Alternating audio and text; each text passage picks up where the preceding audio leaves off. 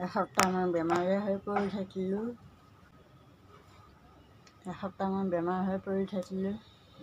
Gas over হ'ল, gas হ'ল, পেট কামুৰণি হয়, পায়খানা হয়, গাটো একদম ইমান দুৰ্বল হয় মানে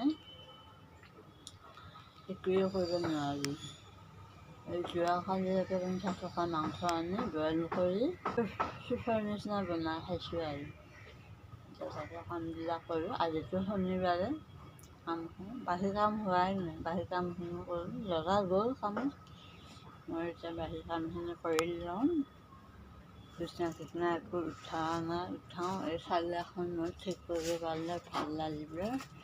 এইফালে দেখিছেনে টিংখন নামি আহিছে, দেখিছেনে? এই বাচন মাজিবই আছে, বাহিৰ বাচন মাজিবই আছে।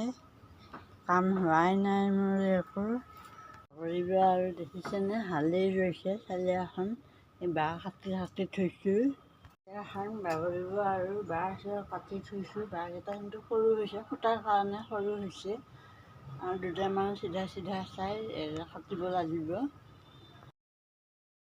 বস্তু চস্তু থ'ব দিগদাৰ হ'ব ন, এইবিলাক বস্তু ৰাখিব দিগদাৰ হৈ যাব ন, সেইকাৰণে মানুহ লগাব লাগিব চালি এখন ঠিক কৰিবৰ কাৰণে। চাওঁ কি কৰিব পাৰোঁ। বাঁহখিনি কাটি থৈ দিলে সহজ হ'ব, নহয় জানো? ঠিক কৰিব পাৰিলে আৰু চিন্তা নাই। চিন্তা লাগি আছে মোৰ, চালি এখন কোনোবা দিনা বাগৰিয়ে পৰিব আৰু। ল'ৰাটো আহিব, মোবাইল খুচৰি থাকিব।